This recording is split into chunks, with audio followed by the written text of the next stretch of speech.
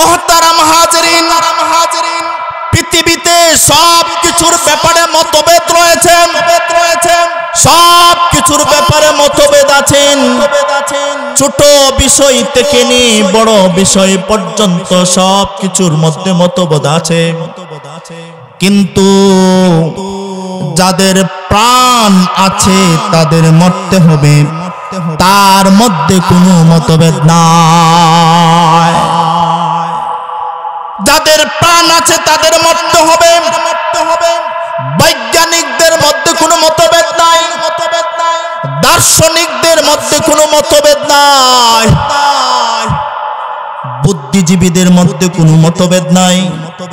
গোটা পৃথিবীর যত দার্শনিক, বৈজ্ঞানিক, বুদ্ধিজীবী আছে কারো মধ্যে কোনো মতভেদ নাই।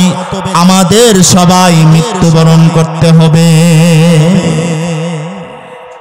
বাবারা, ভাইয়েরা, মা বোনেরা, সবারই মরতে হবে, কিন্তু মরণটা যাতে সুন্দর হয়, মরণটা যাতে কি হয়, সুন্দর হয়। পৃথিবীর ইতিহাসে সবচেয়ে বড় মাজলুম সাহাবা ছিলেন হযরত বেলাল রাদিয়াল্লাহু তাআলা আনহু। পৃথিবীর মধ্যে সবচেয়ে বড় অত্যাচারিত, নির্যাতিত সাহাবা ছিলেন বেলাল। বেলাল রাদিয়াল্লাহু তাআলা আনহুর বাড়ি ছিল হাবশা। হাবশা থেকে বিভিন্ন জায়গায় গোলাম হতে হতে মুহাম্মদুর রাসূলুল্লাহ সাল্লাল্লাহু আলাইহি সাল্লামের কাছে এসে ঈমান গ্রহণ করলেন। কেন বেলাল ঈমান গ্রহণ করলেন? কেন বেলাল ঈমান গ্রহণ করলেন? তার মালিক উমাইয়া খেপে গেল। কেন বেলাল ঈমান আনলো? এই জন্য বেলাল রাদিয়াল্লাহু তাআলা আনহুকে রাতে তারা মারে, প্রহার করে, নির্যাতন করে, দিনে মারে। প্রচন্ড রৌদ্রে তাপমাত্রা, নিচে আরব ভূখণ্ড, মধ্যপ্রাচ্য, আরব মিডল ইস্টের বালু হলো উত্তপ্ত, প্রচন্ড গরম, প্রচন্ড রৌদ্রে, উত্তপ্ত মাটির মধ্যে, উত্তপ্ত বালুর মধ্যে বেলাল রাদিয়াল্লাহু তাআলা আনহুকে শোয়া মারে। বেলাল রাদিয়াল্লাহু তাআলা আনহুকে যত মারে তত বেলাল রাদিয়াল্লাহু তাআলা আনহু বলেন, আহাদ আহাদ আহাদ, আল্লাহ তুমি এক, আল্লাহ তুমি এক, আল্লাহ তুমি এক। তারা মারে, আবার মারার পরে তাকে আবার ছোট ছোট শিশু কিশোরদের হাতে দিয়ে দেয়। তারা বেলাল রাদিয়াল্লাহু তাআলা আনহুকে ঢিল মারে, বালুর মধ্যে ছেঁচড়ায়। যত নির্যাতন করে ততই বেলাল রাদিয়াল্লাহু তাআলা আনহু কান্না করে, হাজারি করে। এই বেলাল রাদিয়াল্লাহু তাআলা মুহাম্মদুর রাসূলুল্লাহ সাল্লাল্লাহু আলাইহি ওয়াসাল্লাম দুনিয়া থেকে চলে যাওয়ার পরে সকল ফেরেশতারা সিজদা করলো, ইবলিস সিজদা করলো। জিজ্ঞাসা করা হলো, তুমি সিজদা করলো না কেন? সে বলে, আনা খায়রুম মিনহু, আমি আদম থেকে শ্রেষ্ঠ। আদমকে আপনি মাটি দ্বারা সৃষ্টি করেছেন, আর আমি ইবলিসকে আল্লাহ আপনি আগুন দ্বারা সৃষ্টি করেছেন। আগুন উপরের দিকে উঠে মাটির নিচের দিকে যায়। যে জিনিস উপরে উঠে, এই জিনিস নিচে যে জিনিস, এটাকে সিজদা করতে পারে না। ইবলিস প্ররোচনার কারণে আল্লাহ বলেন, লা তাকরাবা হাযিহিস শাজারাতা ফাতাকুনা ফাতাকুনা মিনাজ জালিমিন।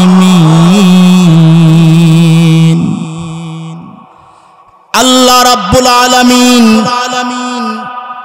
আদম আলাইহিস সালাতু ওয়াস সালামকে জান্নাতে রাখলেন, সাথে হাওয়া আলাইহিস সালাতু ওয়াস সালামকেও জান্নাতে রাখলেন। আল্লাহ বলেন লা তাকরাবা হাযিহিস শাজারাতা, হে আদম এবং হাওয়া, তোমরা দুইজন এই বৃক্ষের নিকটবর্তী যেও না। যদি বৃক্ষের নিকটবর্তী যাও তাহলে তোমরা জালেমদের অন্তর্ভুক্ত হয়ে যাবে।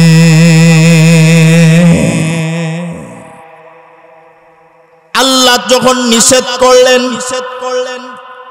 আল্লাহ নিষেধাজ্ঞা করার পরে ইবলিস কেন আদমকে সেজদা করলো না? আল্লাহ তাআলা ইবলিসকে জান্নাত থেকে বহিষ্কার করে দিলেন।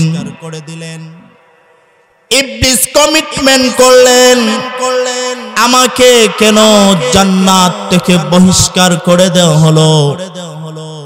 এটা তো একমাত্র কারণ হলো আদম কিভাবে জান্নাতে থাকে, আদম এবং আদমের সন্তান কিভাবে জান্নাতে থাকে আমি তাকে দেখে নেব।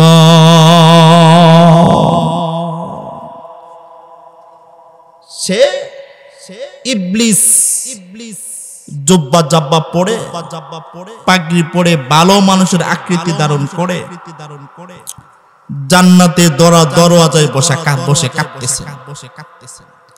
তো মহিলাদের মনটা তো নরম কিনা?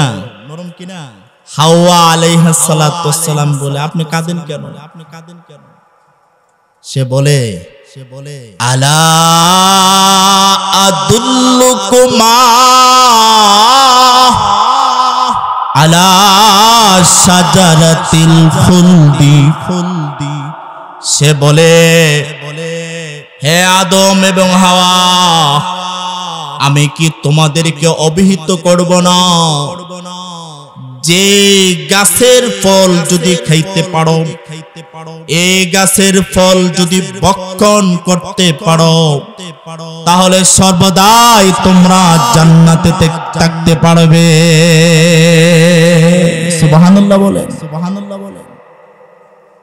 বললো একটা, আর ইবলিস কি বুঝাইতেছে? উল্টাটা বুঝাইতেছে। হাওয়া আলাইহিস সালাতু ওয়াস সালাম বাবা আদমকে বললেন, যদি কোনো জিনিস যদি কারো কাছ থেকে আদায় করতে হয়, যদি ম্যাডাম রে পজিটিভ করতে পারে তাহলে মিস্টার পজিটিভ এমনি হয়ে যাবে। ঠিক কিনা বলেন? যখন বলল হাওয়া আলাইহিস সালাতু, মুরব্বী মানুষ এভাবে বলতেছে, দুইজন গিয়ে কি করলো? এই নিষিদ্ধ বৃক্ষের ফল খেয়ে ফেলল। সাথে সাথে জান্নাতের পোশাকগুলো খসে পড়ে গেল। বলেন নাউজুবিল্লাহ। এইভাবে আমরা সবাই জান্নাতে অবস্থান করেছিলাম। জান্নাত হলো আমাদের বাবার বাড়ি। জান্নাত থেকে আমাদের সফর হয়েছিল ঊর্ধ্ব জগতে। ঊর্ধ্ব জগৎ মানে আলমে আরওয়াহ। ঊর্ধ্ব জগতে আমাদের সফর হয়েছিল। ঊর্ধ্ব জগতে সফরে আমরা কতদিন ছিলাম, কত মাস ছিলাম, কত বছর ছিলাম, তারপরে মাপ আমাদের জানা নাই। আমরা ঊর্ধ্ব জগতে বসবাস করেছিলাম। ঊর্ধ্ব জগৎ থেকে আমাদের সফর হয়েছে মার গর্ভ উদর জগতে। প্রত্যেকটা মানুষ মার গর্ভে আমরা আসছি। মার গর্ভে আমরা 9 মাস 10 দিন অথবা 10 মাস 10 দিন অবস্থান করেছিলাম। মার গর্ভ থেকে আমাদের সফর হয়েছে বিশ্ব জগতের দিকে, জান্নাত বিশ্ব জগৎ দুনিয়ার জগতের দিকে। আমরা এখন যে জগতে অবস্থান করছি এই জগৎটার নাম হলো বিশ্ব জগৎ, ঠিক কিনা বলে? মুহতারাম হাজিরিন, জান্নাত থেকে আমাদের সফর হলো উর্ধ্ব জগতে, উর্ধ্ব জগৎ থেকে আমাদের সফর হলো উদর জগৎ মার গর্ভে, মার গর্ভ থেকে আমাদের সফর হলো দুনিয়ার জগতে। এই জগৎটার নাম হলো বিশ্ব জগৎ। আমরা এখন অবস্থান করছি বিশ্ব জগতে। এই জগৎটার নাম হলো দুনিয়ার জগৎ। এই দুনিয়ার জগতে আসার আগে আমাদের কয়েকটা সফর হয়েছে। আমাদের এই সফর গুলোর আমাদের অনুভূতি নাই। জান্নাত থেকে সফর হলো উদর জগতে, উদর জগৎ থেকে সফর হলো মায়ের গর্ভে, মায়ের গর্ভ থেকে সফর হলো দুনিয়ার জগতে, কিন্তু তার অনুভূতি আমাদের জানা না। এখন যে জগৎটা আছি আমাদের সামনে কয়েকটা সফর আছে, আমাদের মরতে হবে, ঠিক কিনা বলেন? আমরা কে মরণ ছাড়া বাঁচতে পারবো? মৃত্যুবরণ করার পরে মৃত্যুর মাধ্যমে আমাদের সফর হবে কবরের জগতে। কবরের জগৎ থেকে আমাদের সফর হবে হাসরের জগতে। হাসরের জগৎ কপাল যদি ভালো হয়, দুনিয়াতে যদি আমল কইরা যেতে পারি তাহলে ডান হাতে আমল নামা দিব, এই আমল নামার মাধ্যমে আমরা জান্নাতে যেতে পারবো। ছিলাম কোথায়? জান্নাতে। যাব কোথায়? বলেন যাব কোথায়? জান্নাতে। কারা কারা জান্নাতে রাজি আছেন? হাত উঠান। জান্নাতের কাজ করতে হবে কিনা? আমরা সবাই আমাদের বাবার বাড়ি জান্নাতে যেতে চাই, ঠিক কিনা বলে? মুহতারাম হাজিরিন, আমাদের মরতে হবে। আমাদের আগের পূর্বপুরুষ কেউ বেঁচে নাই, আছে? আল্লাহ বলেন, ইয়া আইয়ুহান নাসুত্তাকু রাব্বাকুমুল্লাযী খালাকাকুম ওয়াল্লাযীনা মিন ক্বাবলিকুম লাআল্লাকুম তাত্তাকুন। আল্লাহ তাআলা বলেন, হে মানুষেরা, তোমরা তোমাদের রবের ইবাদত করো, তোমরা তোমাদের আল্লাহর ইবাদত করো, যিনি তোমাদেরকে সৃষ্টি করেছেন, যিনি তোমাদের পূর্বপুরুষদেরকে সৃষ্টি করেছেন, যিনি তোমাকে সৃষ্টি করেছেন, তোমার বাবাকে সৃষ্টি করেছেন, তোমার দাদাকে সৃষ্টি করেছেন, এভাবে আদম আলাইহিস সালাতু ওয়াস সালাম পর্যন্ত যারা ছিল সবাইকে সৃষ্টি করেছে। মুহতারাম হাজিরিন, আমরা এখন যেই জগতে আছি এই জগৎকে ছেড়ে আমাদের পরপারে যেতে হবে। আমাদের সবাই মৃত্যুবরণ করতে হবে। আদম আলাইহিস সালাতু ওয়াস সালাম থেকে নিয়ে যারা অতীতে ছিল সবাই দুনিয়া থেকে চলে গেছে। আমরা মরব কি মরব না? এই পৃথিবীর মধ্যে শ্রেষ্ঠ হলো মুহাম্মাদুর রাসূলুল্লাহ সাল্লাল্লাহু আলাইহি সাল্লাম। মুহাম্মাদুর রাসূলুল্লাহ সাল্লাল্লাহু আলাইহি সাল্লামের মরতে হয়েছে কিনা? বলেন। মুহাম্মাদুর রাসূলুল্লাহ সাল্লাল্লাহু আলাইহি সাল্লাম মৃত্যুবরণ করতে হয়েছে, কিন্তু মুহাম্মাদুর রাসূলুল্লাহ সাল্লাল্লাহু আলাইহি সাল্লাম সকল আম্বিয়া কেরাম কবরে জীবিত আছেন, ঠিক কিনা বলেন? আমাদের রাসূল কবরে জীবিত আছে কিনা? আছে। মুহাম্মাদুর রাসূলুল্লাহ সাল্লাল্লাহু আলাইহি সাল্লাম এত শ্রেষ্ঠ হওয়ার কারণে ওনাকেও দুনিয়া থেকে চলে যেতে হয়েছে। কুল্লু নাফসিন যায়িকাতুল মাউত সুম্মা ইলাইনা তুরজাউন। আল্লাহ রাব্বুল আলামিন বলেন কুল্লু নাফসিন যায়িকাতুল মাউত। আল্লাহ বলেন যাদের প্রাণ আছে তাদের মরতে হবে, যাদের প্রাণ আছে তাদের মরতে হবে। পৃথিবীর মধ্যে যা কিছু আছে, যে সমস্ত প্রাণী জগতের প্রাণ আছে তাদের মরতে হবে। সুম্মা ইলাইনা তুরজাউন। তোমরা আমি আল্লাহর দিকে তোমাদের প্রত্যাবর্তন করতে হবে। মুহতারাম হাজিরিন, পৃথিবীতে সব কিছুর ব্যাপারে মতভেদ রয়েছে, সব কিছুর ব্যাপারে মতভেদ আছেন। ছোট বিষয় থেকে নিয়ে বড় বিষয় পর্যন্ত সব কিছুর মধ্যে মতভেদ আছে, কিন্তু যাদের প্রাণ আছে তাদের মরতে হবে, তার মধ্যে কোনো মতভেদ নাই। যাদের প্রাণ আছে তাদের মরতে হবে।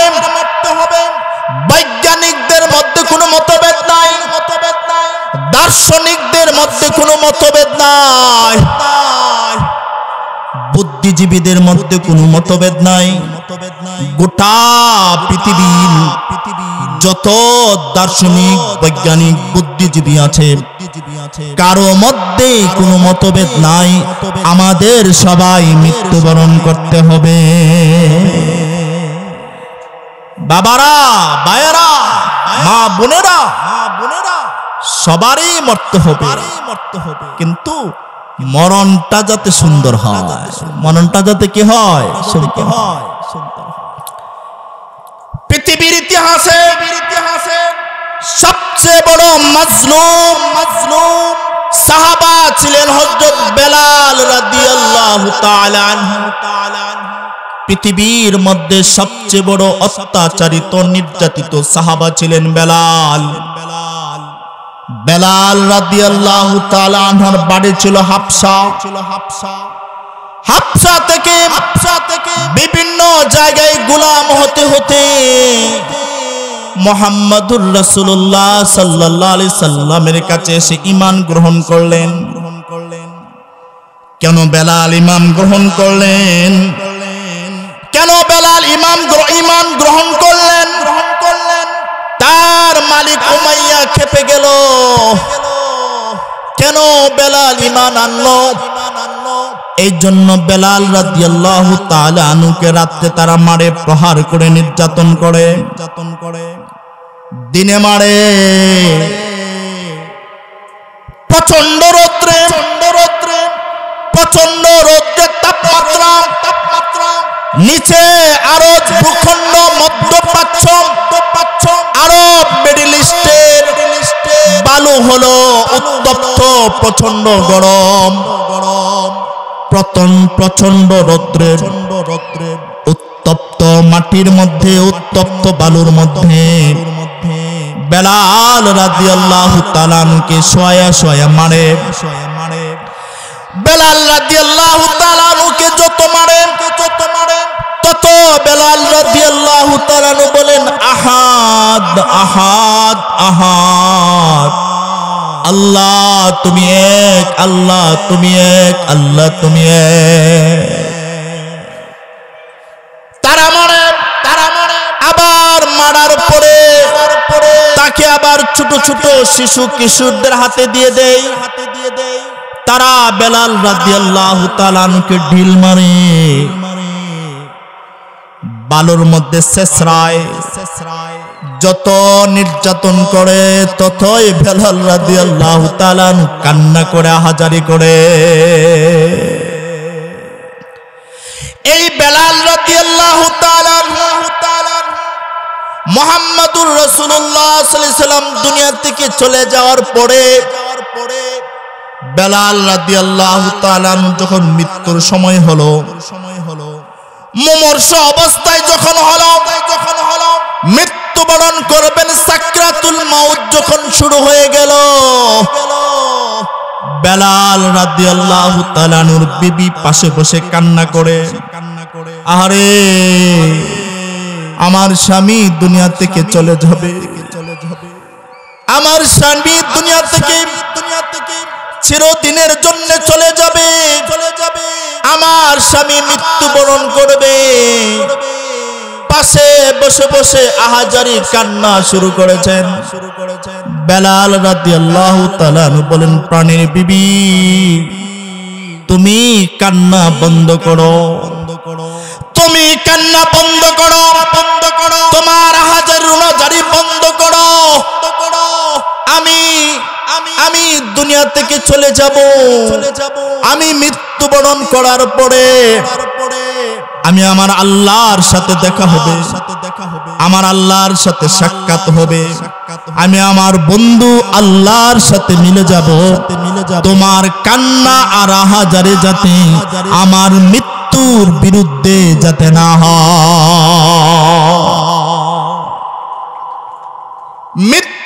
মৃত্যুর শব্দ শ্রবণ করলেন, মৃত্যুর আওয়াজ যখন শুনি আমরা ভীত সন্ত্রস্ত হয়ে পড়ি। মৃত্যুর আওয়াজ যখন শুনি আমাদের কারো মনে চায় না দুনিয়া ছেড়ে চলে যেতে, কিন্তু ভাই মরতে হবে। বেলাল রাদিয়াল্লাহু তাআলা আনহু যিনি দুনিয়ার মধ্যে জান্নাতের সার্টিফিকেট প্রাপ্ত একজন সাহাবা ছিলেন, ওই সাহাবা দুনিয়া থেকে চলে যেতে হলো। বেলাল রাদিয়াল্লাহু তাআলা আনহু কেমন সাহাবা ছিলেন?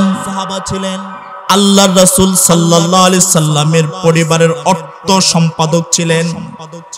আল্লাহর রাসূল সাল্লাল্লাহু আলাইহি সাল্লামের একবারে কাছের লোক ছিলেন।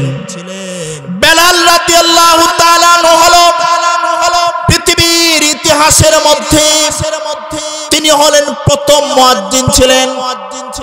পৃথিবীর ইতিহাসে, ইসলামের ইতিহাসে বেলাল রাদিয়াল্লাহু তাআলা শ্রেষ্ঠ মুয়াজ্জিন, ঠিক কিনা বলে?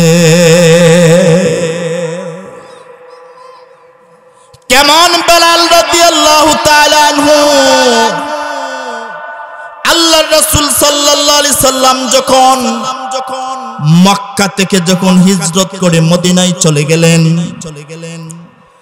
মদিনায় চলে যাওয়ার পরে 10 বছর মুহাম্মাদুর রাসূলুল্লাহ সাল্লাল্লাহু আলাইহি ওয়াসাল্লাম মদিনার মধ্যে কাফের আর মুশরিক আর ইহুদিদের বিরুদ্ধে যুদ্ধ করেছেন। একটা যুদ্ধ থেকে বিজয় হয়ে আসার পরে হাতের গা শুকায় নাই, পায়ের গা শুকায় নাই, শরীরের অঙ্গ প্রত্যঙ্গের গাও শুকায় নাই, আরেকটা যুদ্ধে যেতে হয়েছে। এই পরিস্থিতিতে এমন ভাবে মুহাম্মাদুর রাসূলুল্লাহ সাল্লাল্লাহু আলাইহি ওয়াসাল্লাম মদিনায় বিজয় করার পরে, যে মদিনার নাম ছিল ইয়াসরাব, ওই মদিনাকে ওই ইয়াসরাবকে পরিবর্তন করে আল্লাহর রাসূল সাল্লাল্লাহু আলাইহি সাল্লাম মদিনার নামে নামকরণ করেছিলেন। আল্লাহর রাসূল সাল্লাল্লাহু আলাইহি সাল্লাম অসংখ্য সাহাবায়ে কেরামদেরকে নিয়ে মক্কার উপকণ্ঠে রওনা হলেন। মক্কার উপকণ্ঠে মক্কার দিকে রওনা হলেন। মক্কার ইঞ্চি ইঞ্চি মাটিতে, মক্কার ভূখণ্ডে ইসলাম আর মুসলমানের বিজয়ের পতাকা উড্ডীন করবে, ঠিক কিনা বলেন? এদিকে মক্কা নগরীর যত বাসিন্দা ছিল তারা সবাই ভীত সন্ত্রস্ত হয়ে পড়ল। মুহাম্মাদুর রাসূলুল্লাহ সাল্লাল্লাহু আলাইহি সাল্লাম মক্কায় চলে আসছেন। তারা আমাদের থেকে প্রতিশোধ গ্রহণ করবেন। তারা আমাদের থেকে প্রতিশোধ গ্রহণ করবেন। আমাদের থেকে যদি প্রতিশোধ গ্রহণ করে তাহলে তো আমরা মুহাম্মাদুর রাসূলুল্লাহর উপরে যত নির্যাতন করেছি, যত নিপীড়ন করেছি, যত অত্যাচার করেছি, আজকে তারা যদি আমাদেরকে যদি ক্ষমা না করে, আজকে আমাদের অবস্থা কি হবে? তারা ভীত সন্ত্রস্ত হয়ে পড়ল। তারা মক্কা নগরীর বিভিন্ন জায়গায় লুকিয়ে রইল, যেন মক্কা নগরীটা এমন হয়ে গেল যেমন হাসরের ময়দান যখন প্রতিষ্ঠিত হবে, যেমন একটা ভীত সন্ত্রস্ত হয়ে যাবে। মক্কার ইঞ্চি ইঞ্চি মাটি প্রত্যেকটা ভূখণ্ডে যেন ভয় আর ভীত সন্ত্রস্তের কারণে একটা ভূমিকম্প শুরু হয়ে গেল। আল্লাহর রাসূল সাল্লাল্লাহু আলাইহি ওয়াসাল্লাম সাহাবায়ে কেরামদেরকে নিয়ে পরামর্শ করলেন। প্রশ্ন হলো, মক্কা নগরী থেকে আজান দেবে, আজকের আজান কে দেবে? ইসলাম ও মুসলমানের বিজয়ের আজান কে দেবে? সকল সাহাবায়ে কেরাম, সকল তদানীন্তন সময়ের সকল সাহাবায়ে কেরাম একমত হয়ে গেলেন। সর্বসম্মতিক্রমে সিদ্ধান্ত হয়ে গেল, আজকে ইসলাম ও মুসলমানদের বিজয়ের আজান দেবেন বেলাল রাদিয়াল্লাহু তাআলা আনহু। আজকে ইসলাম ও মুসলমানের বিজয়ের আজান দেবে কে? বেলাল রাদিয়াল্লাহু তাআলা আনহু। বাইতুল্লাহ কাবা শরীফের মধ্যে 360টা দেবতা ছিল। সব দেবতাগুলোকে কাবা থেকে বাইতুল্লাহ থেকে অপসারণ করা হলো, সবগুলোকে বের করে দেওয়া হলো। বাইতুল্লাহ এবং কাবাকে জমজমের পানির মাধ্যমে পুরা বাইতুল্লাহ এবং কাবাকে দৌত করা হলো। জমজমের পানির মাধ্যমে বাইতুল্লাহকে দৌত করে পবিত্র করা হলো। সকল সাহাবায়ে কেরাম সিদ্ধান্ত ক্রমে আজকের আজান দিবে বেলাল রাদিয়াল্লাহু তাআলা আনহু।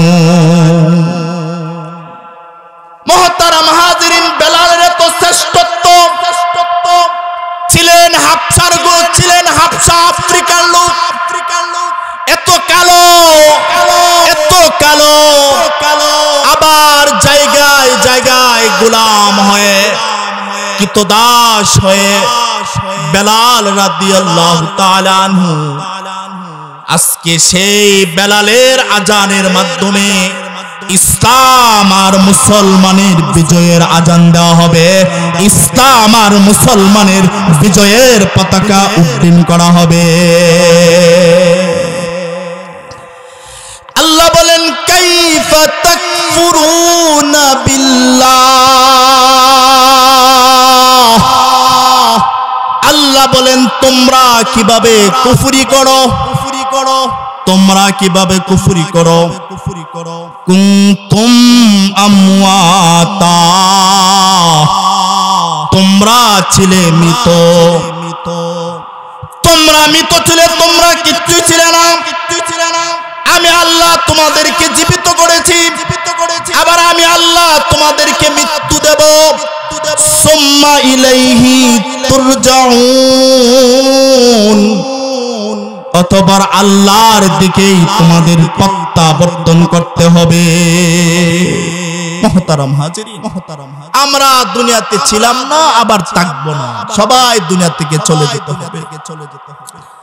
তবে দুনিয়ার মধ্যে একটা আসবাব, দুনিয়ার আখিরাতের আসবাব নিয়ে যেতে হবে, ঠিক কিনা বলে? এই বুড্ডা নূরে মদিনা ইসলামিয়া মাদ্রাসাটা হলো আপনাদের পরলৌকিক জগতের, পরপারের কবরের জগতের একটা আসবাব, ঠিক কিনা বলেন? এই মাদ্রাসাকে মহব্বত করবেন, এই মাদ্রাসার শিক্ষকদেরকে মহব্বত করবেন, এই মাদ্রাসার ছাত্রদেরকে মহব্বত করবেন। ছাত্ররা শয়তানি করবে, কষ্ট দেন তালেবে ইলম। যে যুগের যুবকেরা নেশাগ্রস্ত হয়ে যাচ্ছে, যে যুগে যুবকেরা জুয়া খেলায় নিমজ্জিত আছে, যে যুগের যুবকরা গান বাজনায় নিমজ্জিত আছে, যে যুগে যুবকেরা বিভিন্ন গর্হিত কাজে নিমজ্জিত আছে, সেই যুগে নূরে মদিনা মাদ্রাসার ছাত্রদের প্রভাত হয় কোরআন তেলাওয়াতের মাধ্যমে, নিদ্রা হয় কোরআন তেলাওয়াতের মাধ্যমে, ঠিক কিনা বলেন? আল্লাহ তাআলা নূরে মদিনা মাদ্রাসাকে কবুল করুক, সকল হাজাতগুলো গায়েব থেকে পুরা করে দেখ।